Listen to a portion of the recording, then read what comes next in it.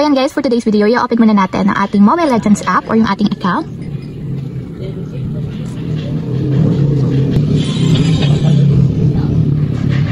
So yan, pagka-open ng ating Mobile Legends app, so papakita ko muna sa inyo kung ano nga ba yung battle history. So dito makikita yung battle history and makikita to ng mga friends nyo dito sa Mobile Legends. So ito yung history. So yung history is yung previous battles ninyo sa Mobile Legends. So kasama na din dito yung brawl, yung rank, or yung classic game. So lalabas dito lahat yung mga history ninyo sa mga battles. So para naman ma-disable at ayaw yung makita ng mga friends ninyo, ang gagawin lang natin is balik tayo dito guys. So mula dito, itap nyo lang yung settings button. So nandito sa upper right corner. And then pagka-tap ng settings guys, itap nyo naman dito is yung privacy. So tap nyo yung privacy. And dito, i-scroll up natin.